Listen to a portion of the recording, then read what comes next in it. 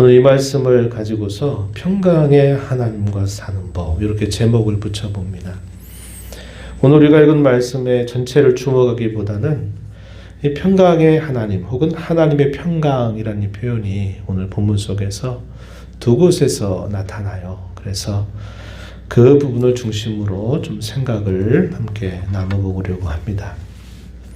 우리가 읽은 말씀 중에서 7절 말씀에 보면은 이렇게 말하죠. 하나님의 평강이란 말이 나와요. 그리고 9절 말씀을 가서 보면 평강의 하나님이 이렇게 표현됩니다. 하나님의 평강, 평강의 하나님.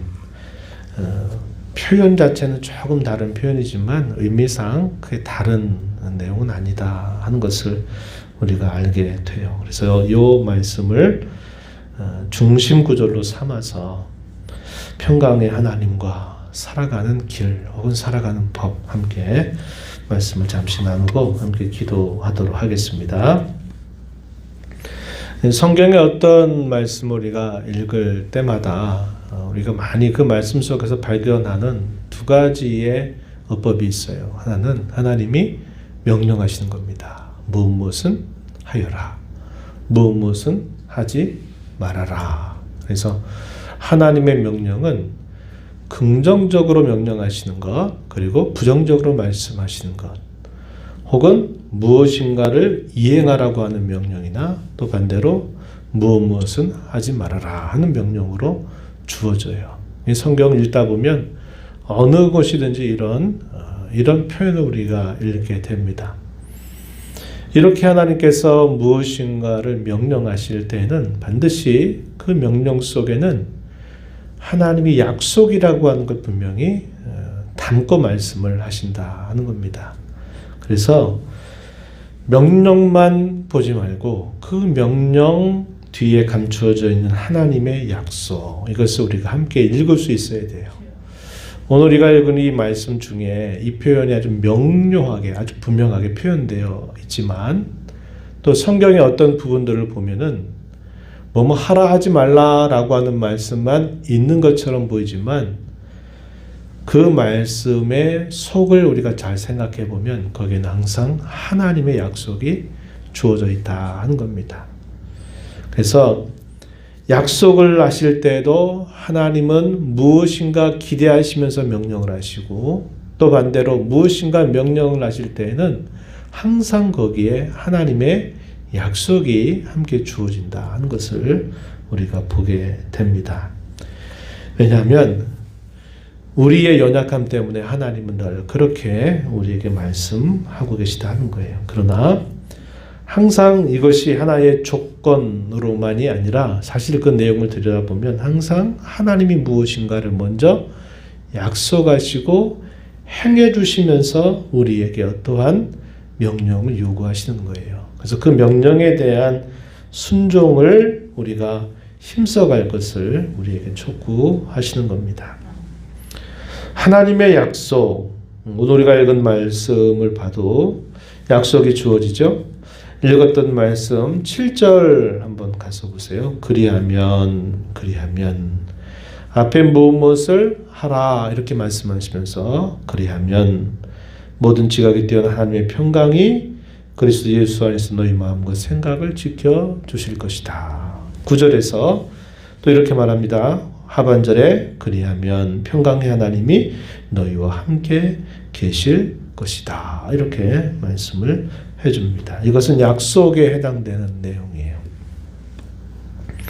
하나님께서 하시는 그 약속에 관하여서는 우리가 고린도 후서 1장 18절 이하에 기억하는 말씀을 우리가 한번 확인해 볼 수 있는데요. 고린도 후서 1장 18절 말씀 한번 잠시 찾아가 봅니다. 287쪽 전후예요.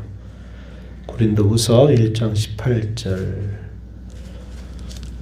말씀 287쪽 신약성경 거기를 한번 보시면 이렇게 표현을 해줍니다. 우리 함께 할 말씀을 18절부터요 20절까지 우리 함께 말씀을 읽어보겠습니다. 하나님은 미쁘시니라. 우리가 너희에게 한 말은 이해하고 아니라 함이 없노라. 우리 곧 나와 실로아노와 디모데로 말미암아 너희 가운데 전파된 하나님의 아들 예수 그리스도는 예하고 아니라 함이 되지 아니하셨으니 그에게는 예만 되었느니라. 하나님의 약속은 얼마든지 그리스도 안에서 예가 되니 그런즉 그로 말미암아 우리가 아멘하여 하나님께 영광을 돌리게 되느니라. 아멘. 하나님은 미쁘시다. 이 말은 하나님은 변함이 없다. 신실하다.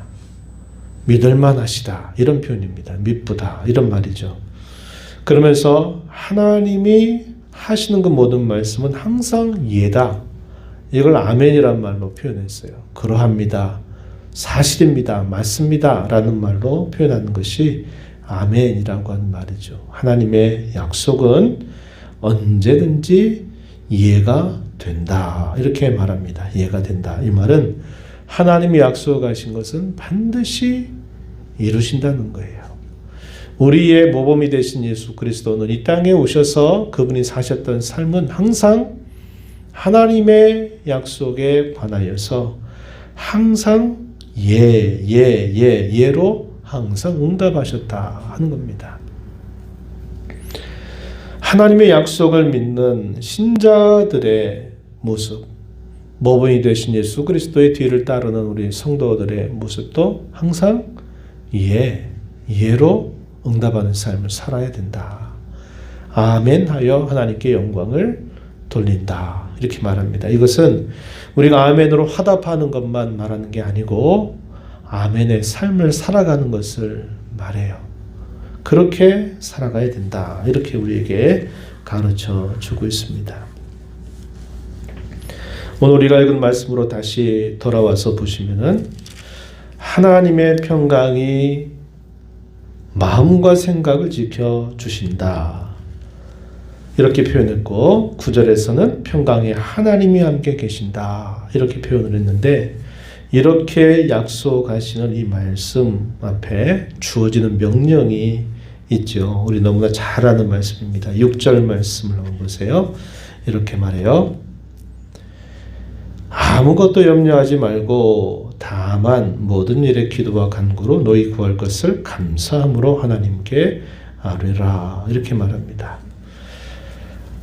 염려하지 말고 하나님께 모든 일에 관하여 아뢰라. 그럴 때 하나님은 그의 평강으로 우리 마음과 생각을 지켜주신다. 이렇게 우리에게 말씀하고 있어요. 염려한다라고 하는 말은 여기서 이런 의미예요. 내가 일상을 쭉 살아가고 있는데 갑자기 생각지 못했던 어려운 일이 내게 찾아왔어요. 우리 그렇잖아요. 우리가 평탄한 길을 가고 있는데 갑자기 안 좋은 길이 우리 앞에 맞닥뜨려졌어요. 내가 일상적인 삶을 살고 있는데 갑자기 어려운 일이 찾아온 겁니다. 그럴 때 우리의 마음이 어떻게 될까요? 불안해지죠. 그리고 두려워한 마음이 생기죠. 이런 상태를 두고 이걸 두고 뭐라고 말하냐면 염려한다 이렇게 말합니다. 염려한다 이 말은 내가 예기치 못했던 어떤 어려운 일을 직면하게 될 때 내가 그때 여러 생각들이 복잡해지는 거예요. 이게 잘 될까 안 될까 될 것 같기도 한데 또 안 되면 어떡하지? 이렇게 마음이 하나로 이렇게 모아지는 게 아니라 그 마음이 이렇게 저렇게 마음이 쫙 나뉘어지는 것 이걸 두고 염려한다 이렇게 말해요. 근데 우리가 살다 보면 이런 염려할 때가 참 많잖아요. 네. 뭐 가까이 있는 우리 자신의 뭐 건강이든 내 삶에 대한 것이든 또 나와 함께 가족을 이루는 우리 가족들의 건강이든 또 생활이든 삶이든 우리가 살아가면서 수없이 많이 맞닥뜨리는 것이 이런 일들이거든요. 그러면 이런 염려들이 나도 모르게 불쑥불쑥 이런 마음들이 우리에게 찾아와요. 복잡해진다 이 말이에요. 그러면 그의 마음의 상태가 어떻게 되냐면 이 생각, 저 생각, 이 생각, 저 생각으로 이렇게 갈라져 버려요. 마음이 하나로 이렇게 모아지면 마음이 안정되고 소위 평강이라고 하는 걸 우리가 말할 수 있는 상태가 되지만 그렇지 않게 되면 평강이 아니라 이렇게 저렇게 막 생각이 나뉘어지니까 불안해지는 거예요. 이걸 두고 염려한다 이렇게 말하는 겁니다. 근데 이것은 우리에게 찾아오는 걸 우리가 막을 수는 없다 이 말이에요. 왜? 우리의 본성은 항상 안정되고 편안하고 확실한 것을 바라는 마음이 있기 때문에 그래요. 그런데 그러한 우리의 마음과 다르게 어떤 일들이 우리에게 닥쳐서 우리 마음이 이렇게 저렇게 막 갈라지게 될 때가 찾아오는 거죠. 그래서 이런 염려가 우리에게 찾아올 때 오늘 말씀을 통해 우리에게 뭐라고 하나님 가르쳐 주세요? 그때는 염려 대신 뭐 해라? 기도해라. 이렇게 말씀하는 거예요. 우리의 마음을 하나님께 말씀드리고 하나님이 해주셔야 된다고 우리의 마음을 하나님께 말씀을 드리고 그분을 의지하면 하나님께서 그분의 평강으로 우리의 나뉘어지는 그런 마음을 다시 하나로 모아주시고 안정되게 해주신다는 거예요. 평강의 하나님께서 너희의 마음과 너희의 생각을 지켜주실 것이다. 이것이 마치 고삐가 풀려버려 있는 어떤 망아지나 야생만처럼 고삐가 풀려버린 순간 어떻게 되나요? 자기 마음대로 막 뛰노는 거예요. 걷잡을 수 없는 상태가 되어버려요. 그러나 여기 지켜주신다라고 하는 말은 뭐냐면 고삐가 풀려버려서 자기 마음대로 막 될 대로 되라고 가는 것이 아니라 하나님께서 그렇게 되지 않도록 우리의 마음을 붙들어 주신다는 거예요. 그래서 안정되도록 우리를 이끌어 주신다고 말씀하는 겁니다. 그래서 우리 성도는 염려를 안 할 수는 없지만 이 염려가 우리에게 찾아와서 우리의 마음이 갈기갈기 나누어져서 하나님의 약속도 우리 마음속에서 멀어지고 하나님의 약속이 현실 가운데 닿지 않으니까 불안해하고 두려워하는 마음이 있게 될 때는 항상 우리는 어떻게 하냐면 하나님 앞에 나와서 기도해라. 하나님께 아뢰라. 감사함으로 기도와 간구로 감사함으로 하나님 앞에 아뢰라. 이렇게 말합니다. 우리에게는 그런 길이 있어요. 그건 하나님의 약속입니다. 세상살이 하면서 우리 성도들은 어쩌면 더 많은 염려거리가 찾아오기도 합니다. 믿음으로 살려고 하니까 더 많은 어려움, 염려거리가 우리를 찾아와요. 그럴 때 그 염려를 어떻게 다스리는가? 그것은 오직 하나님 앞에 나와서 하나님께 우리의 그 마음을 쏟아내고 그분께 맡겨드릴 때 하나님께서 그 복잡한 마음, 나뉘는 마음을 안정되게 우리를 지켜주신다는 겁니다. 이게 하나님의 약속이다 하는 것을 우리가 이것을 배우게 돼요. 그리고 또 9절 말씀에서도 보면 평강의 하나님이 함께 하신다 하는 말도 하나님이 함께 하신다 하는 말보다 더 구체적으로 평강의 하나님이 함께 하신다. 이 말은 무슨 말입니까? 같은 의미죠.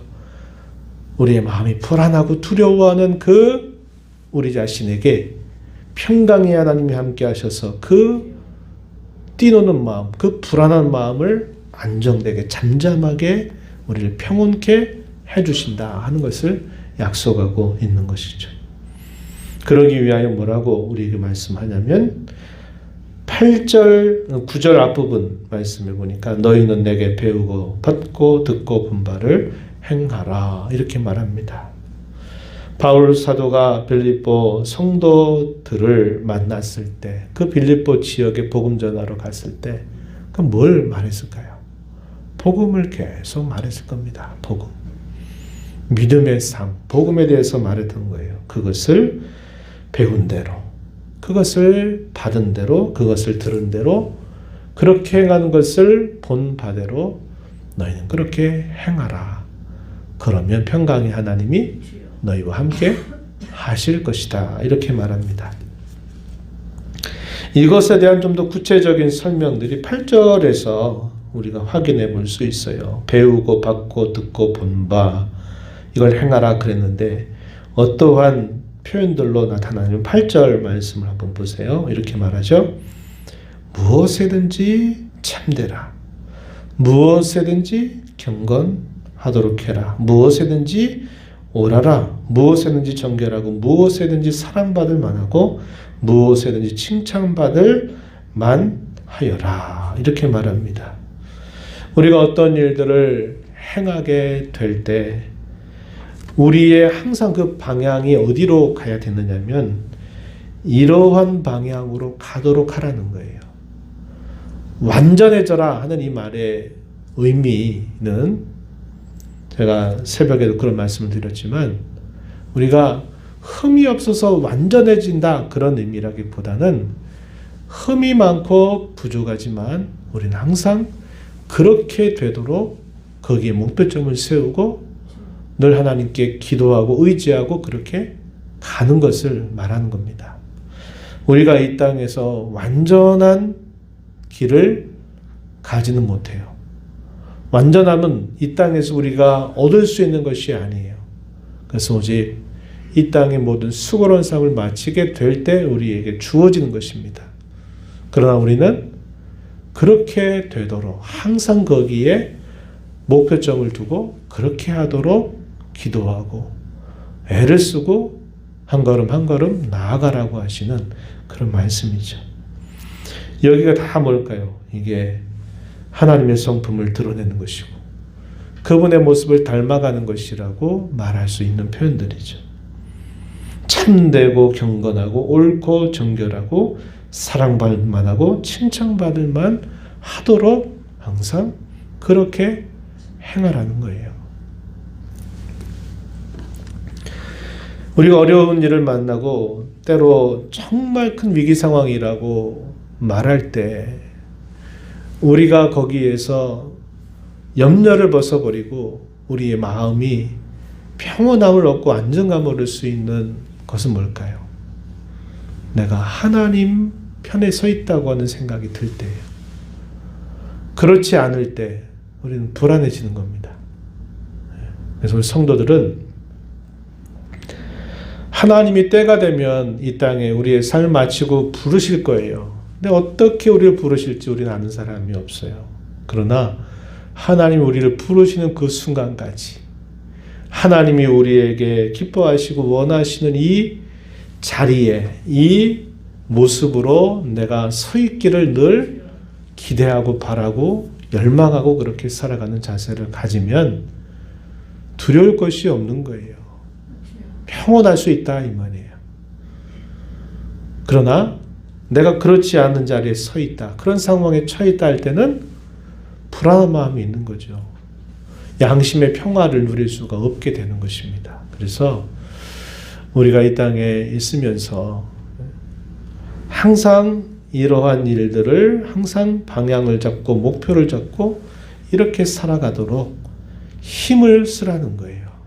그럴 때 하나님이 평강의 하나님께서 우리와 함께 하셔서 우리의 마음을 안정되게 붙들어 주신다. 이렇게 우리에게 약속하고 있는 겁니다.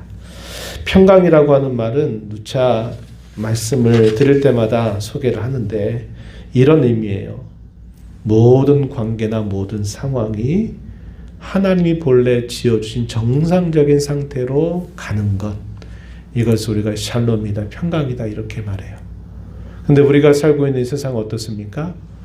아담과 하와의 죄와 타락으로 인하여 정상적인 상태가 이미 없는 상태에 우리가 태어났어요. 그렇죠? 그런 상태에서 사니까 항상 평강이라고 하는 것을 깨뜨릴 만한 그런 모든 상황들이 우리에게 있는 겁니다. 우리 마음속으로부터 이미 그런 일들이 있는 거예요. 그러나 그리스도께서 이 땅에 오셔서 우리를 위해 이루신 이 구원으로 말미암아 우리는 이러한 평강의 상태를 얻을 수 있는 길이 우리에게는 열린 것입니다. 요한복음 14장 27절 말씀에 보면 소위 다락방 강화에서 예수님이 그런 말씀을 하세요. 내가 이제 잡혀서 고난받아서 내가 죽을 거다. 그러나 내가 사흘 만에 다시 살아날 거다. 내가 너희 곁을 떠날 거다. 이렇게 말씀을 하시면서도 주님 뭐라고 말씀하세요? 요한복음 14장 27절에서 내가 너희에게 나의 평안을 너에게 주겠다. 이렇게 말씀해요. 나의 평안은 세상이 주는 평안과 같지 않다. 나의 평안은 세상이 주는 평안과 질이 다르다. 차원이 다르다라고 예수님께서 말씀을 하셨어요. 그러한 평강은 오직 그리스도께서만 우리에게 주실 수 있는 그런 평강이다 하는 겁니다. 이런 평강은 세상의 그 어떤 것도 우리를 빼앗을 수 없는 평안이 된다고 성경이 우리에게 말해주고 있어요. 이런 평강은 오직 그리스도 안에서 우리에게 주어진 놀라운 선물입니다. 이런 선물이고 이것은 장차 주님이 다시 오시게 될 때 완벽하게 우리에게 누리게 하실 큰 은혜입니다. 은혜예요. 우리에게 약속한 소망이에요.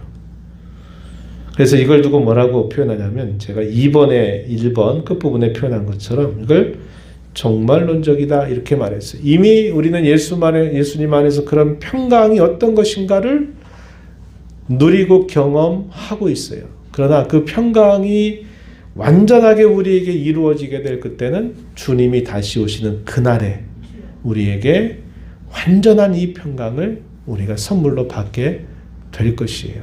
그래서 우리에게 약속된 이런 평강은 종말론적 개념이다. 이미 우리는 그리스도 안에서 이 평강의 맛을 보고 있어요. 그러나 충만하게 누리지는 못하죠. 그 충만함은 주님이 다시 오실 때 우리에게 약속해서 주신 선물이 된다 하는 거죠. 그래서 우리가 이 땅에 살면서 평강을 누리게 되는 길, 그 평강이 하나님과 더불어 살아가는 그 길에서 우리가 꼭 확인하는 것은 항상 심령의 평강이 항상 우선이고 먼저죠. 그리고 시간이 흘러가면 상황의 평강이 우리에게 따라오게 돼 있어요. 그래서 성경에 많은 우리 믿음의 선배들이 시편의 많은 고백에서 보잖아요. 막 상황을 보니까 경건한 사람들은 막 박해를 받고 죽음을 당하고 악인들은 득세해가지고 경건한 자들을 다 죽이고 경건한 자들이 끊어지는 것처럼 보이고 믿음으로 사는 사람들은 박해받아서 땅에서 사라지는 것처럼 보이는 그 현상과 상황을 볼 때 그 믿음의 선배들은 똑같이 깊은 그런 슬픔을 경험하게 돼요. 근심과 염려가 깊이 그들을 엄습하게 된 겁니다. 하나님 어떻게 된 일입니까? 하나님을 섬기는 사람들이 잘 되고 하나님 섬기지 않는 사람들이 벌받아서 그들이 잘 되지 말아야 되는데 왜 저들은 저렇게 잘 먹고 잘 살고 저들은 힘을 얻고 왜 하나님 섬기는 사람들은 이렇게 고난받아서 땅에서 끊어질 것처럼 이렇게 됩니까? 이런 탄식이 자연스럽게 흘러나오게 되는 거예요. 근데 그 시편에 이렇게 뒤로 가서 보면은 어떻게 바뀌어요? 내가 알았다 이렇게 말해요. 내가 알았다. 뭘 알았는가? 그들의 끝을 내가 봤다 이렇게 말해요. 뭐가 바뀐 거예요? 상황은 아무것도 바뀐 게 없거든요. 근데 뭐가 바뀌었어요? 그가 보는 그 생각이 바뀐 거예요. 전에는 어디서 봤어요? 세상의 한복판에서 보니까 이게 도무지 납득하기 어렵고 너무나 힘들고 고통스럽고 아파요. 그런데 그가 하나님 안에서 그분의 시각을 따라서 보니까 그의 마음의 생각이 바뀌어요. 그의 마음의 평강을 얻게 된 겁니다. 누구로부터? 하나님으로부터. 그래서 우리가 잘 아는 하박국 선지자 같은 경우도 뭐라고 말해요? 하나님 어떻게 이런 일이 생깁니까? 왜 악인들이 의인들을 이렇게 괴롭히는데 하나님 왜 방관하십니까? 어떻게 이럴 수 있습니까? 라고 시작했던 그의 기도가 나중에는 찬송으로 바뀌잖아요. 비록 무화과 나무의 소출이었고 외양간에 송아지가 없어도 나는 여호와로 인하여 기뻐할 것입니다. 송아지가 뛰는 것처럼 사슴이 높은 곳을 향해 가는 것처럼 내가 그것으로 인하여 기뻐하고 뛰놀겠습니다. 라고 바뀌어요. 그건 상황이 바뀐 게 아니거든요. 뭐가 바뀐 거예요? 그의 마음이 바뀐 거예요. 우리 성도도 마찬가지입니다. 우리도 이렇게 오늘 말씀처럼 염려가 찾아올 때 하나님 앞에 간절하게 기도하고 여러 가지 어려운 일들이 있다 할지라도 우리가 행하는 그 말씀에 대한 순종으로 참되고 의롭고 경건하고 칭찬받을 만하고 사랑받을 만하게 살아가고자 우리가 그렇게 할 때 하나님은 그분의 평강으로 우리의 마음의 평강을 주시고 그리고 상황은 흐른 시간 속에서 하나님이 결국 가져다 주신다는 것을 우리는 경험할 수 있게 되는 겁니다. 연말연시 참 생각이 많아지는 때 아닙니까? 그렇죠? 교회적으로도 마찬가지예요. 한 해를 결산하고 또 새로운 한 해를 뭔가 준비해가는 일에 어떤 변화가 있게 될지 우리는 가늠할 수가 없어요. 그렇기 때문에 많이 생각이 교차하는 때가 이 1년 중에도 12월입니다. 12월. 그래서 괜히 생각이 많아지고 또 조금 있으면 나이가 한 살 더 들어서 야 이제 또 내가 나이가 더 들어가고 이런 많은 생각들이 찾아오는 때가 이 12월인 것만큼 또 여러 가지 변화를 또 앞두고 있는 지금의 상황 속에 우리에게 이런 하나님의 평강을 우리가 얻는 것이 대단히 지금은 필요하다.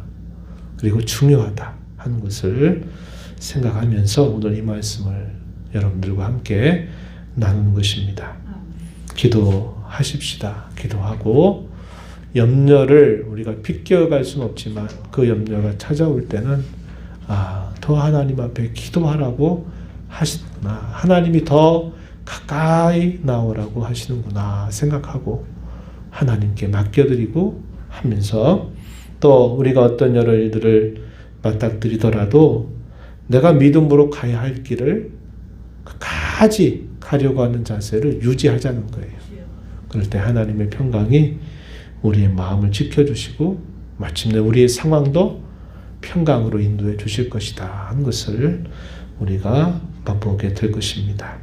이런 마음을 가지고 특별히 금요일 날 나오시는 분들은 누차 얘기했지만 자기 기도하기 위해서 나오는 것보다도 내가 다른 이들을 위해서 기도하러 오는 겁니다. 교회를 위해서 기도하고 나라를 위해서 기도하고 어려움에 처해 있는 성도들을 위해서 내가 더 기도하려고 나오는 거예요.